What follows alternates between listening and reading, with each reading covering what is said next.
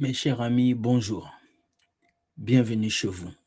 Bienvenue dans le podcast de Will Gospel Ministry avec l'émission Entre nous décryptage. Nous avons changé de format. Avant, j'étais debout, je parlais devant la caméra. Aujourd'hui, on a choisi de s'asseoir et de discuter sur toutes les vidéos que nous recevons. Parce qu'il y a beaucoup de gens qui m'ont écrit. Frère William, garde ce format, ça nous fait du bien. Alors, je bénis le Seigneur pour nos vies. Et aujourd'hui, je vous ai apporté 3 bonnes vidéos. Ça va nous pousser à réfléchir, à nous poser des questions. En pensant, je dis merci à tous ceux qui ont commenté ma vidéo sur Cospiel. Et je tiens juste à vous dire merci. Merci pour l'encouragement. Merci pour le partage. Merci pour votre présence. Voilà. On va aller dans les vidéos. Allez, let's go. Likez et partagez. Permettez aux gens de comprendre. Let's go. Tu sais le piège qui guette l'église. Les gens à l'église veulent vivre comme les gens du monde. Tout le monde à l'église veut se comparer à ceux qui sont dans le monde. Tu sais le piège. C'est pas mal ce que ce pasteur dit. J'ai aimé. On va écouter un peu. Tu sais le piège qui guette l'église. Les gens à l'église veulent vivre comme les gens du monde. Tout le monde à l'église veut se comparer à ceux qui sont dans le monde. Commençant par les prédicateurs. Parce que tu entends les gens te dire, nous sommes ministres. Un ministre, on ne l'approche pas comme ça. Le ministre de Dieu et le ministre du monde, c'est deux concepts différents.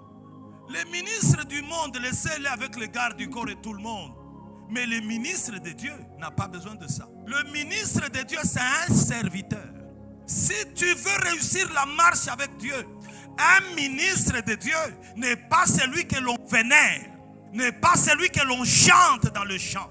Un ministre de Dieu, c'est celui qui a le cœur pour servir les autres. C'est ça un ministre. Même à l'église, le ministre de Dieu ne vient pas le dernier. Ce pasteur explique l'escroquerie qu'on vous a fait par ces faux pasteurs qui vous ont fait croire que eux, ils sont plus supérieurs que vous. Que eux, c'est des super humains. Que eux, ils ne vont peut-être pas aux toilettes. Que eux, Dieu les parle plus qu'à vous.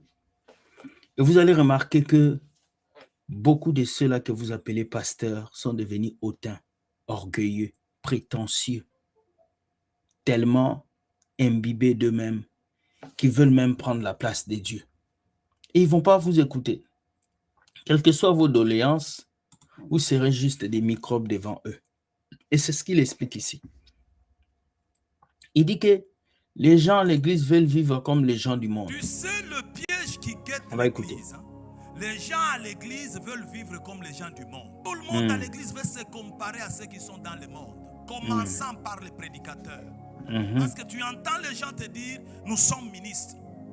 Un ministre, on ne l'approche pas comme ça. Le ministre de Dieu et le ministre du monde, c'est deux concepts différents. Le ministre du monde, laissez-le avec le garde du corps et tout. Ouais, le ministre du monde, lui, il est là pour le matu-vie. Il a des gardes du corps, il a une belle vie, il veut la gloire. Mais le ministre de Dieu, c'est un serviteur. Jésus a dit, c'est celui qui s'est fait petit dans le monde qui est grand de le royaume des cieux. Un pasteur aujourd'hui, il va avoir des gardes du corps, il va avoir une belle voiture, une grosse maison. Et là, on dit que c'est un homme de Dieu. Si tu as une petite église de 10 membres, on dit que tu n'es pas homme de Dieu. La véracité d'un homme de Dieu ne se qualifie pas par le nombre de fidèles qu'il a, ni par la grandeur de son église, mais par la simplicité de son cœur. Vous allez voir, Jésus nous a enseigné ça. C'est ce que ce pasteur explique. Mais le ministre de Dieu n'a pas besoin de ça. Le ministre de Dieu, c'est un serviteur. Si tu veux réussir la marche avec Dieu, un ministre de Dieu n'est pas celui que l'on vénère. Un serviteur, c'est celui qui est au service des autres. Voilà, c'est ça. Voilà pourquoi on dit serviteur de Dieu. Normalement, on doit dire serviteur de Dieu parmi les hommes. Bon. Donc, quand Dieu te choisit et qu'il fait de toi un serviteur, c'est pour servir les autres. C'est pas pour te servir, c'est pas pour que tu manges l'argent, c'est pas pour que tu détruis le peuple de Dieu, non. C'est pour que tu puisses servir les autres et que les autres puissent être touchés par le service que tu fais. C'est bizarre parce qu'aujourd'hui, beaucoup de personnes ne respectent pas vraiment cette histoire. Et souvent, ça me donne de la chair de poule et j'ai compris juste que beaucoup de personnes que vous appelez serviteurs de Dieu, ce sont des personnes au fait qui veulent juste utiliser la gloire de ce monde pour sauter, pour avoir des belles villas, mais ils ne veulent pas servir le peuple. Regardez seulement dans vos églises, les pasteurs sont riches et qui sont pauvres. C'est vous les fidèles. Vous peinez même à payer un loyer alors que le pasteur vit dans un penthouse, dans une maison qui coûte des milliards. Donc, c'est ce qu'il explique. N'est pas celui que l'on chante dans le chant. Un ministre de Dieu, c'est celui qui a le cœur pour servir les autres. Yes. C'est ça un ministre. Même à l'église, le ministre de Dieu ne vient pas le dernier. Le ministre de Dieu à l'église, il est le modèle. Je me rappelle, moi je suis responsable d'une équipe. Souvent, lorsque mon chef n'est pas là, c'est moi qui prends soin de l'équipe, c'est moi qui gère l'équipe. J'arrive avant tout le monde et je pars après tout le monde. Ça veut dire que quand j'arrive avant tout le monde, j'ouvre l'entreprise, je dois surveiller, je dois regarder mon ordinateur, quelles sont les tâches qu'on m'a laissées. Et après le travail, quand tout le monde finit de travailler, tout le monde part, moi, je dois revenir pour contrôler le travail de tout le monde. Ce qui fait que pendant que les autres soient à la maison chez eux à 10 heures, exemple, moi, je serai à la maison à 13 heures. Je vais prendre 2 heures de temps de plus parce que je dois superviser le travail. Et c'est ça un serviteur. Être serviteur, ce n'est pas avoir une grosse veste. Être serviteur, c'est pas qu'on te donne, on t'appelle daddy. Être serviteur, c'est pas avoir un beau bureau climatisé, porter des vestes tout le temps. Non, être serviteur, c'est sacrifier.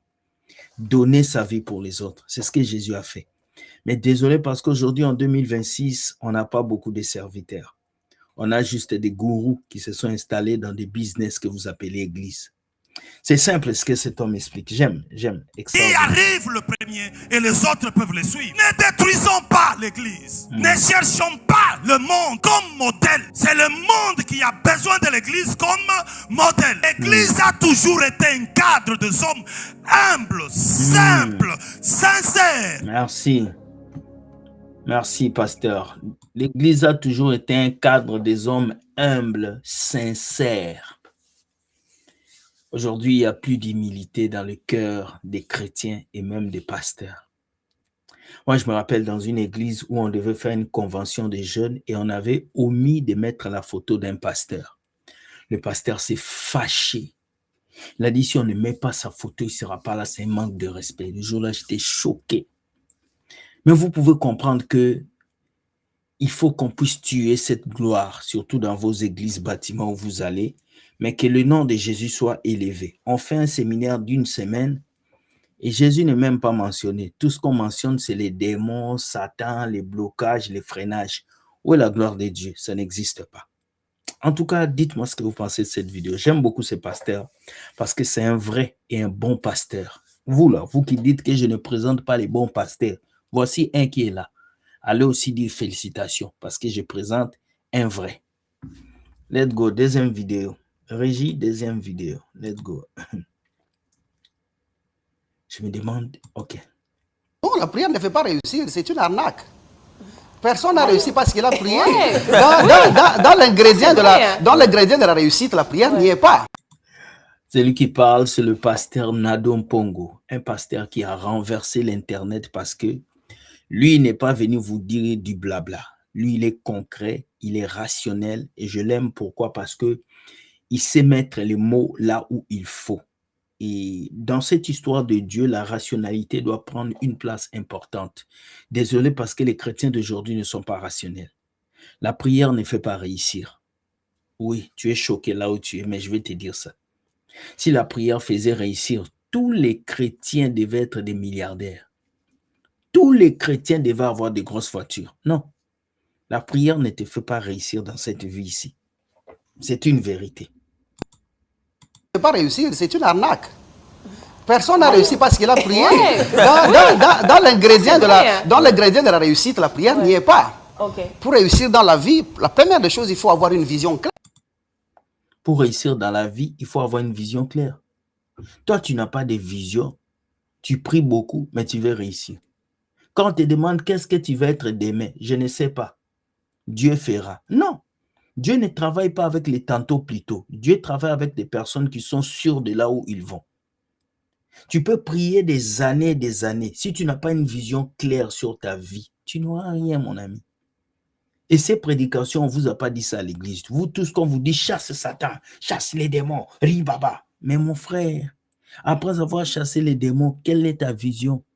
Qu'est-ce que tu veux faire de ta vie? Est-ce que tu as déposé des CV? Non. Comment est-ce que Dieu va travailler? C'est triste. Pas juste des résolutions. Et une vision claire, c'est celle qui se positionne à avoir des solutions pour les autres. C'est-à-dire que vous vous dites, voilà ma vision, voilà comment je serai impactant chez les autres, voilà ce que j'apporte dans ma communauté. Vous commencez par là. Par exemple, je me rappelle quand j'avais commencé les vidéos, au début, les vidéos passaient, mais ce n'était pas ça. Et quand je pris le temps de me dire, je tourne une vidéo par semaine, c'est pas mal. Mais quand je priais, je vis que je peux faire entre nous. J'ai décidé de faire une vidéo par semaine. C'était difficile, c'est difficile.